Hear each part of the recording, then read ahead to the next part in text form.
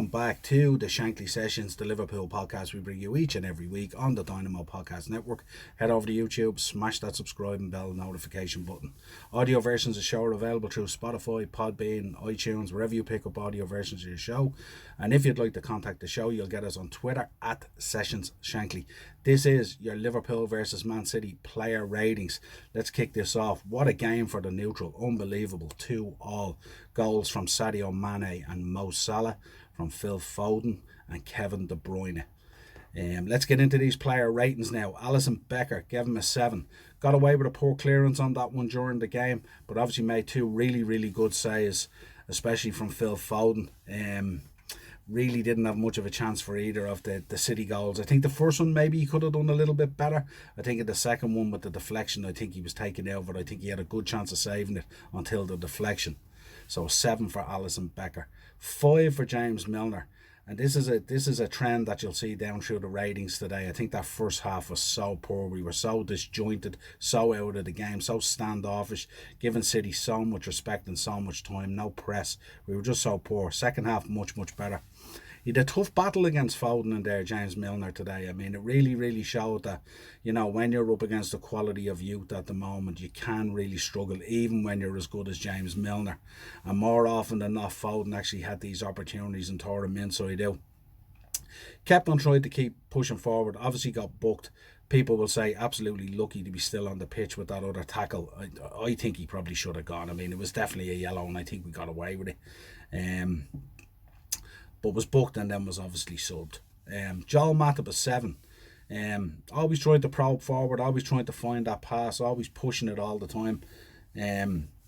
Again, few little problems from the visitors in the first half, really, you know, but Nottingham was solid enough defensively in the second half, so nothing really to complain. Just a normal day at the office for Joel. Started slow in the first half, the same as most of the players.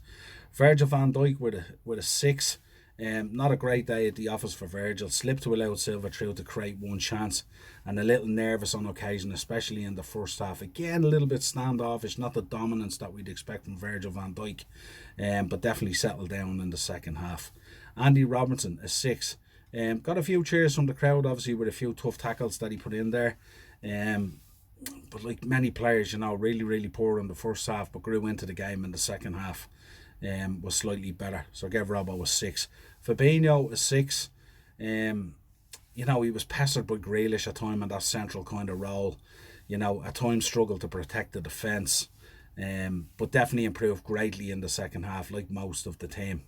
And almost nicked that late winner. You gotta put that one away, Fabinho, don't you? You gotta win the game with that opportunity. So a 6.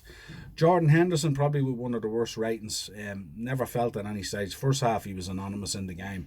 Really got no play at all. Second half, slightly better, but not much. You know, a little bit of injection of tempo, but again, just seemed out of the game, wasn't really in it at any stage, wasn't that captain that we expect urging the guys on and stuff like that. Just seemed to struggle to find his own game within the game, so I gave him a 5. A bad day at the office for Hendo. Doesn't happen that often, but yesterday was a bad one in a big game where you needed to show up on a Super Sunday. Curtis Jones a 6. Again, got the crowd going with a number of tackles, but failed to create an impression in the first half. Really got played through. Second half much better and began to become more prominent, and obviously supplied the pass into Salah for that wonderful goal. Mo Salah, we have to give him an 8. We could probably give him a 10. Absolutely brilliant. What a pass for Mane's goal to open up the scoring, and then that goal that he just scored. I mean, absolutely everything that Mo Salah's about. Sublime. FSG, get the checkbook out, sign this man up. Why are we delaying on this man? He is the best player on the planet, without a shadow of a doubt. His all-round game this season has improved. Absolutely brilliant at tracking back.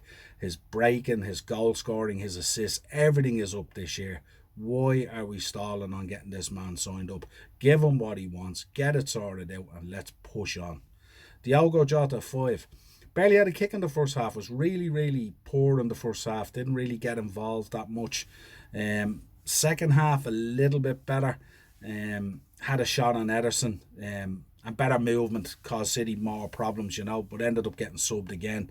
This is a team for Diogo Jota at the moment. Seems to be playing but flattering to deceive. So not too sure what to make of him at the moment. He still tries to find that spark that it is that gets him going. So yeah, poor rating for Diogo again, a 5. Sadio Mane, a 6.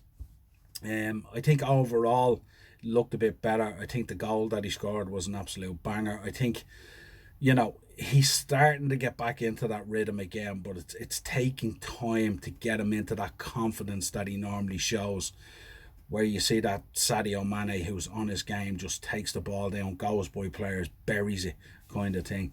But yeah, really, really good. Took his goal well in second half. Again, first half struggled again. Frustrating at times by giving the ball away. But again, it was a tough day at the office really for everyone with the exception of Mo. Everyone was well below par, and I think getting a draw out of it, although you want to win your home games, I think we'll probably be happy with the draw based on how we played overall, Just go through the subs. Roberto Firmino came on for Jota on 68. Didn't make a huge impact at all really when he came on. Hard to give these guys a rating, probably somewhere around a 5 or 6, but really didn't do much when he came on. Except he got the crowd going a little bit. That's the only thing. At least the crowd woke up. I mean, the crowd were poor yesterday. This, as Dean says when we did the match reaction, this is a huge game, top of the table clash. Title 6-pointer potentially. You're at home. It's at Anfield. Why are we so quiet?